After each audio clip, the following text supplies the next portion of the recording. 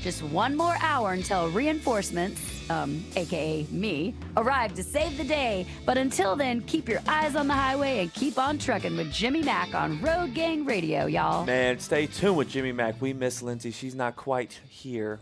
She may be here in an hour. Who knows? She You shows never up know. all the time. She can be found, by the way, on It's Lindsay Lawler, y'all, over on Instagram. Also has a nice presence on Facebook. Send her well wishes. I know she's having a good time. I know she's warm. We'll be looking up the temperature in Belize. That's what we're going to do. Use the first half hour to talk with Matthew and then just do a little celebrating of Lindsay Lawler's amazing life right now. Living her best life. She'll be back next week. Speaking of best life and a guy that is here every week, come rain or shine, even if he's got to move the day, Robert Braswell joins us once again for Tech Talk with TMC. And I talked about world end maintenance, but we're going to go a little bit lower key on that, aren't we, Robert? It's just wheel end maintenance today, right?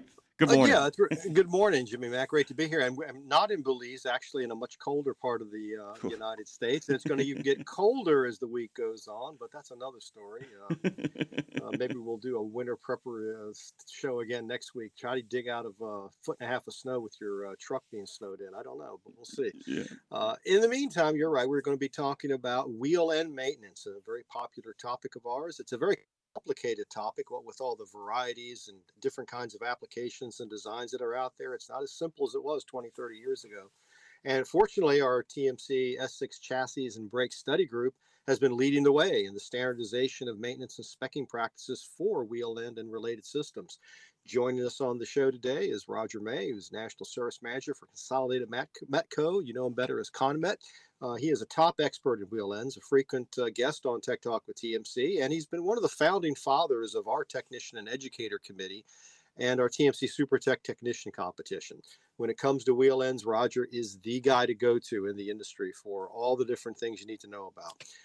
He is a TMC recognized associate. It's Silver Spark Plug. That's our council's highest honor. And we're very pleased he can join us on the program to talk about some of the new developments that have been happening in S6 with respect to maintenance evaluation for certain wheel end conditions. But before we get started, we'd love to let our listeners know about this week's special offer. And this week, with the topic being wheel ends, and it's such an important part of preventive maintenance, we're offering again our preventive maintenance inspection manual for technicians for the discounted price of just $25 plus shipping and handling. Just call our customer service line to get it toll free at 1-866-821-3468. Mention Radio Nemo. You can get it for that special price.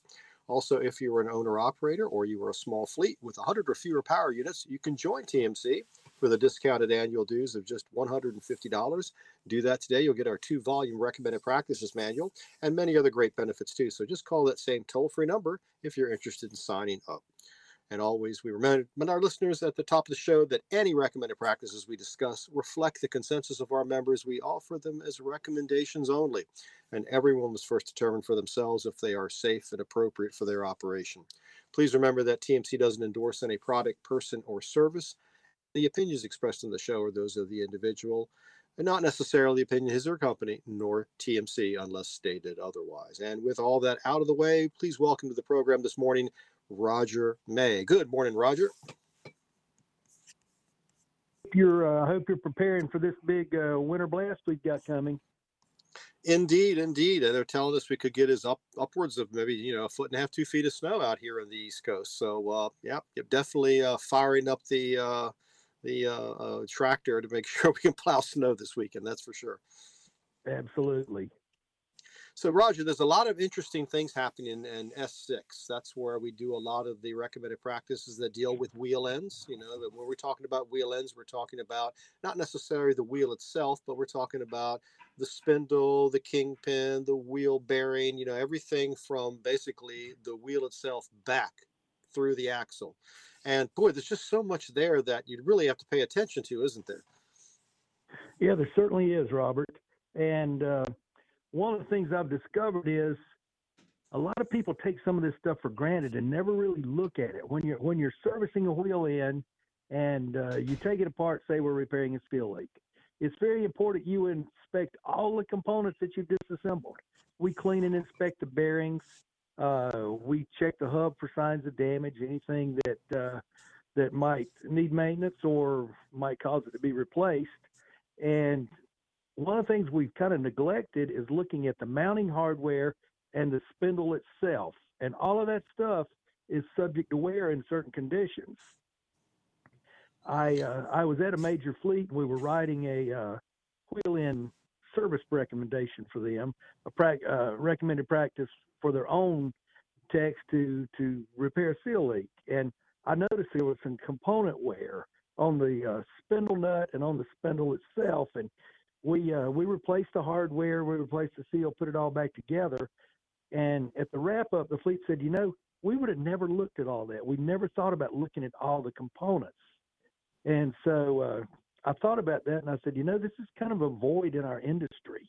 And so I came back to our TMC meeting last March, and I pitched this idea. I said, we need a recommended practice on this, and quickly got a second. And I'm really proud. This has been a benchmark on how to do one.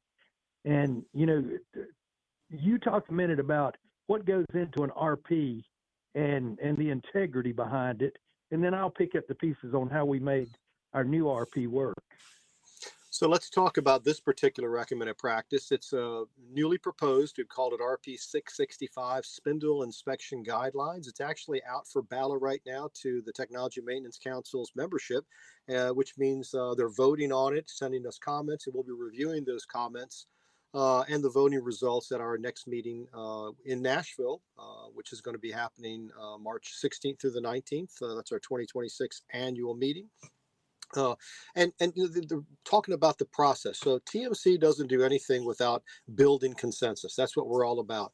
We don't purport to know the only way to do anything, and the best way to figure out how to do something is to get as many opinions as possible. So we start with a genesis of an idea. Roger, your genesis was working with a customer. You take that to the task force or the study group within TMC that's appropriate to the topic. They decide whether or not there's an issue here. Then they create a task force.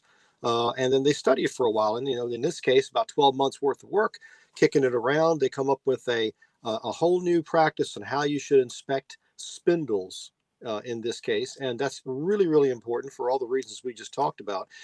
We can get into the details of the RP, but I would say the first thing to note is that it is built by consensus.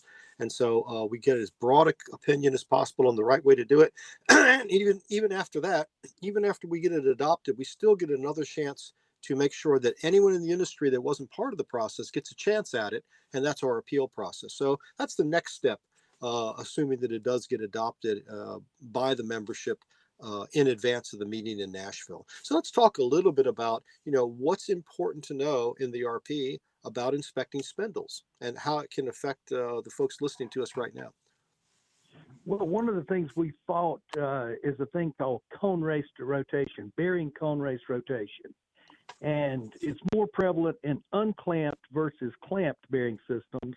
In an unclamped bearing system, we do the adjustment and we count on the position of the spindle nut to control the bearing adjustment. Where in a pre-adjusted, it's clamped with a spacer or an extended cone race, and it's all locked between the shoulder of the spindle and the spindle nut. And while it's not impossible, we see less cone race rotation. But the first thing we talk about is looking at the shoulder of the spindle where the inner bearing cone rides. And sometimes we see rotation that causes wear there. The most important part is measuring the spindle itself. And we've got the load pushing down on the spindle. We've got the bearing and the hub pushing up, holding the load up. And if that cone race rotates, it tends to wear the bottom of the spindle. And a lot of people don't look at that. So we've got a procedure where you measure at 6 o'clock and 12 o'clock, 3 o'clock and 9 o'clock, subtract the smallest from the largest, and that's your amount of wear. And we say, if you see more than 6 thousandths wear, for example, call your axle manufacturer for a ruling on that. And that's the thing that we found that not a lot of people were not doing. And it's prevalent enough now. There are multiple people that have built special gauges for this, a go, no go gauge. And they measure at 3 and 9, and typically it will not go on. And if it goes on at 6 and 12, then you've got some wear. And the gauge has got 2 steps built in. So you've got a go and no go. It helps you easily qualify the spindle. Lots of options there, but what we're doing is highlighting the need to inspect this. And if you find appreciable wear, go to your axle manufacturer for a judgment on what you need to do there. The other thing we've seen is the mounting hardware itself. The rear face of the mounting hardware sometimes wears from the cone race rotation. And one of the things I think this RP does is a real good job with photos. We show you step by step what to look at a variety of hardware and a variety of spindle conditions. So it's a pretty straightforward document. We kept it concise. We kept it to a minimum of pages, so it's not something that's real cumbersome for a tech to use. So let's talk about the procedure itself. Everything has to be done in a certain order. And one of the things we recommend early, if you're doing a wheel end disassembly, you should be inspecting that spindle as soon as after removal as possible, right, to prevent any misidentification of a fault condition. Exactly. And first thing we want to do is clean up all the components. That's the hub, the bearings, the spindle, and the hardware. And once we clean them up, then we want to look at the inspection process. Another thing we highlight in this RP, there's a lot of aftermarket hardware that's a little different configuration than double jam nut that some of the older vehicles might be built with, or even a castellated nut with a cotter pin. And the position of the locking washer, the tabbed washer, in some of these spindle nuts is forward facing. And we've seen a few instances in very, very old equipment that the radius at the back of the keyway interferes with the spindle nut. And so we've got a section in there on verifying that and making sure that there's not interference between the hardware and the keyway itself. If there were, you would bottom out on the key and the keyway and not do the bearing adjustment. So that's a second thing that was brought to light, and that's the beauty of these cross-functional teams that we have. In this case, we had bearing manufacturers, we had seal manufacturers, we had axle manufacturers, and hub manufacturers that came together and put this thing together really quickly. And then the key piece here, we shopped it to a number of fleets. We went to a lot of the key players at TMC from a fleet perspective, and we said, hey, take a look at this, see if this serves the needs of your technicians. And we got positive feedback, so we brought it to the September meeting. We pitched it to the September meeting, and it was met with approval there with no changes. So the beauty of this, we had all the key players were involved in creating the RP. And so that's how it's out for ballot here. And this thing, with any luck, is going to be turnkey in 12 months and a usable document ready for technicians to use. No pun intended, there's a lot of moving pieces to the wheel end. And one of those pieces is a keyway that itself doesn't move necessarily, but it's so important. And even something as simple as a keyway, there's variations of keyway. So you got to pay attention to what you're dealing with. You could have short keyways, you could have a tapered keyway. What's the difference between these two, and why is that important? What kind of systems are they used in?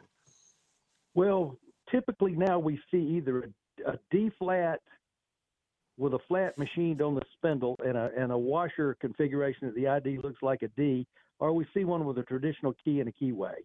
And the difference we've seen is the radius at the back end of that machined keyway. And like I said, some of the older equipment, that radius was a little short, and it created interference with the spindle nut. And one of the things we're trying to do with this RP is just an awareness of when you pull this wheel end down, there's more than just fixing what you're there to fix. All of the other components are subject to wear, abuse, a variety of things that could happen in the field, and it's really important that you know how to look at these and that you're able to make the right decisions. And that's one of the things I think this RP is going to be really useful to technicians is, one, the awareness, hey, there are things you need to look at, and two, the identification of the things and to help you make a judgment on what you're seeing. You're listening to Tech Talk with TMC. We have Roger Maye with comment. We're talking about a new recommended practice from the Technology Maintenance Council that's currently under development. It's being balloted right now. It's called RP 665, Spindle inspection guidelines. Roger, let's talk a little bit about the outer and inner bearing bore. When you're inspecting that, what are you looking for when you're tearing this down and you're trying to find out what are the causes of, let's say, a wheel seal leak or such? Well, if we look at the bearing bore in the hub itself, we want to look for signs of bearing cone race rotation that might have worn that diameter.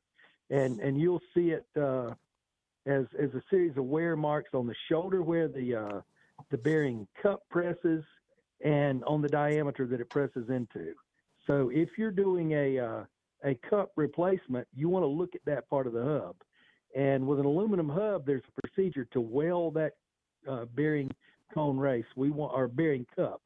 We want to take a welder, weld a wide bead around the face of the cup. What happens there is the heat of the weld expands the hub, and as the weld cools, the race contracts, it gets smaller, and it will let you take it out of the hub without damaging the bore.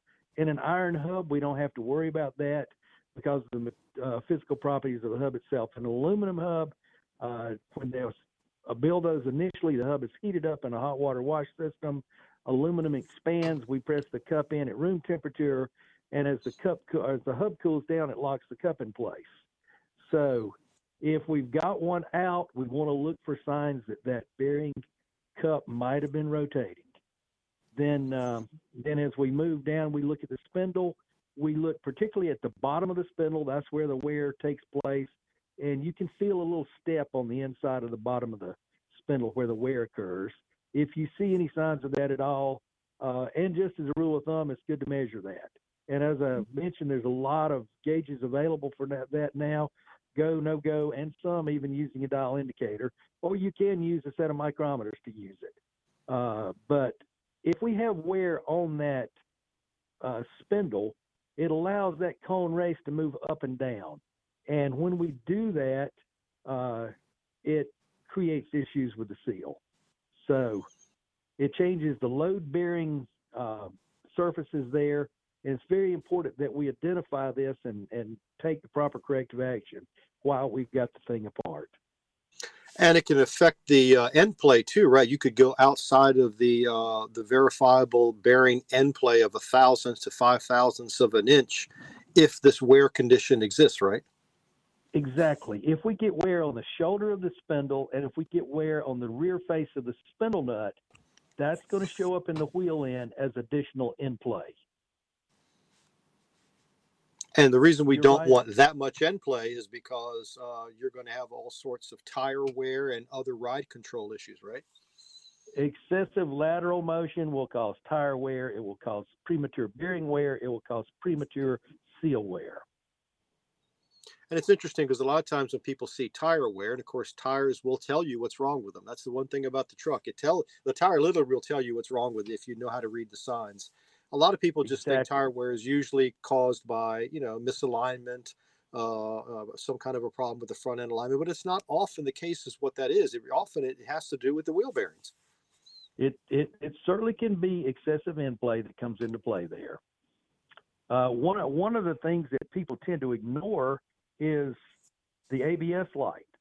We can get an ABS light on and have nothing to do with the braking system and the ABS system.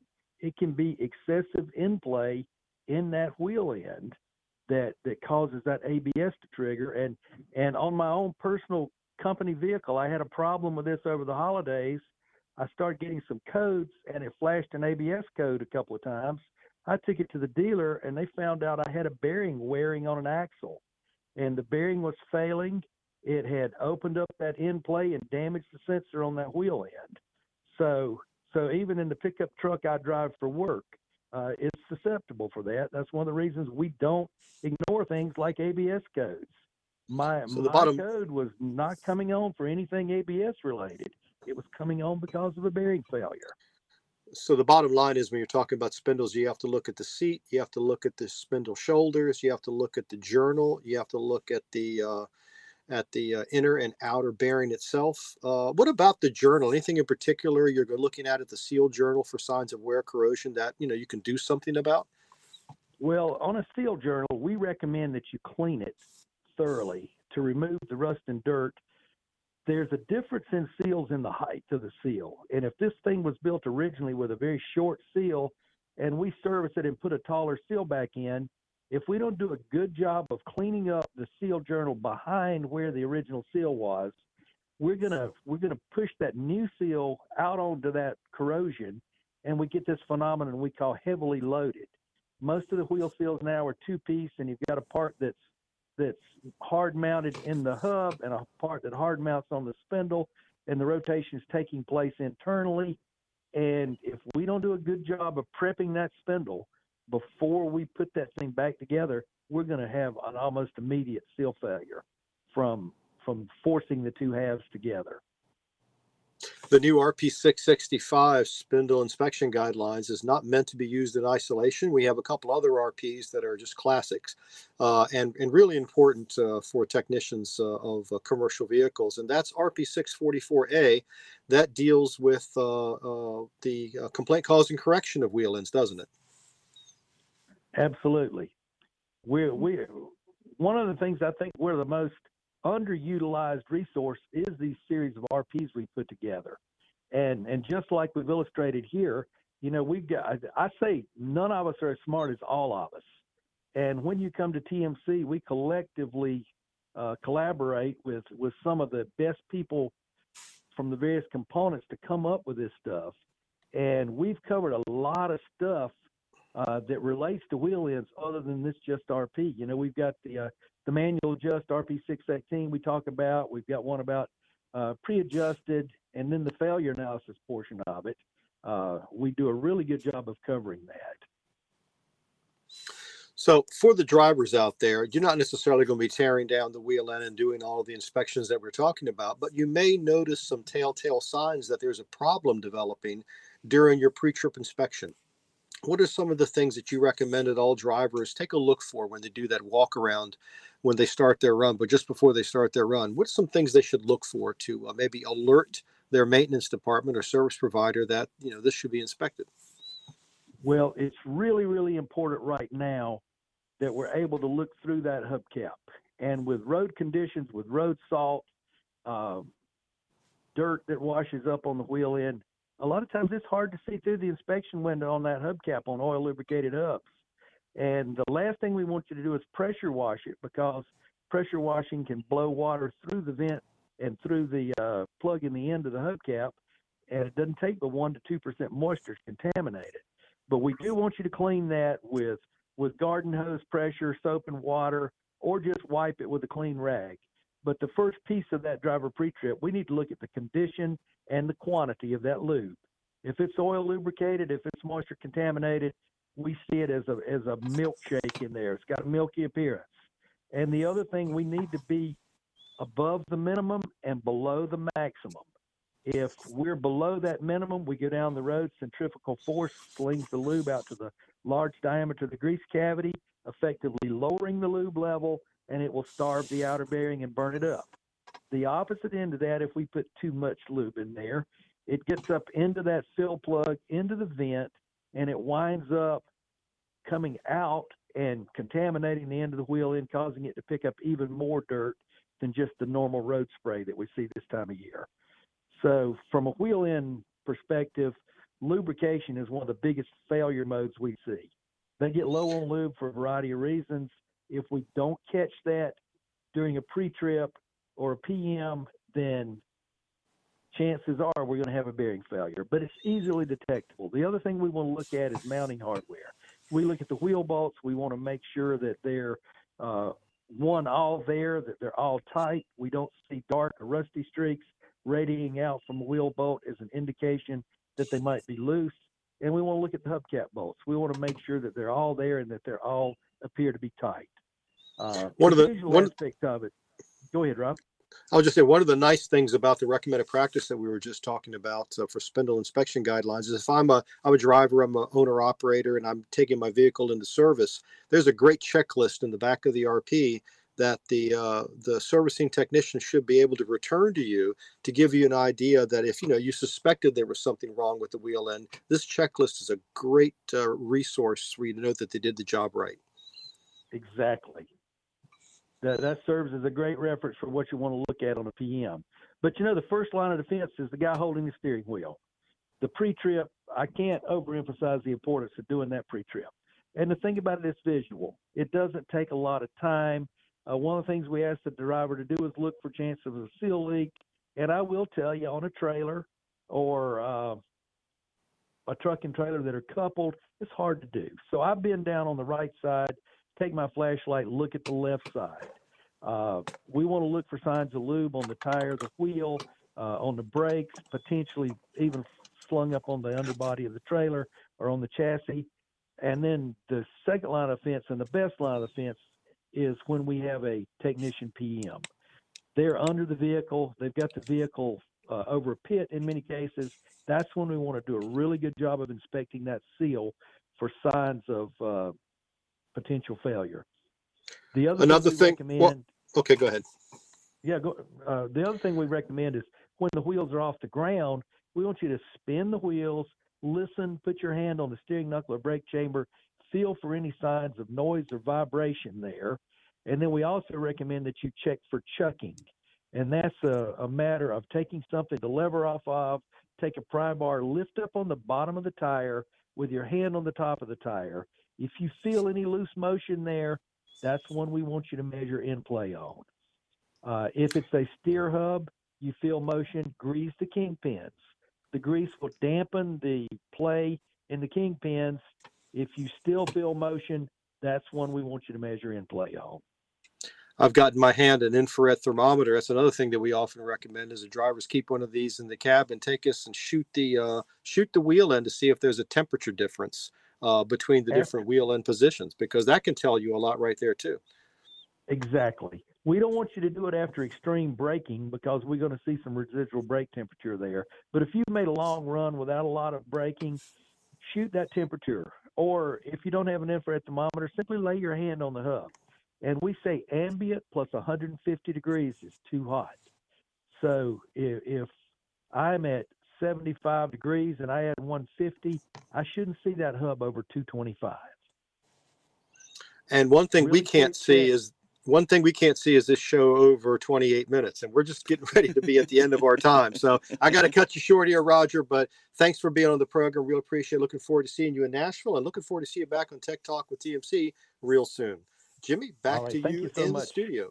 Thank you, Robert. By the way, you guys could have kept going. If I didn't have other show to actually do, I was like really fascinated. I love winter conversations, and I hadn't thought about those thermometers in a long time. They really are a great thing to have in the cab. They can make a big, big difference and help you figure out some stuff before things get, I would say, out of hand. It's good to have you, man. What's coming out next week? Next week, we have Derry Stewart. We're talking about just general maintenance issues. What is he seeing in the industry in advance of our 2026 annual meeting on Tech Talk with TMC? Tech Talk with Robert Braswell as well. Thank you, my friend. You are the best. Have a safe week and get through these winter storms, okay? We certainly will try. See you next week.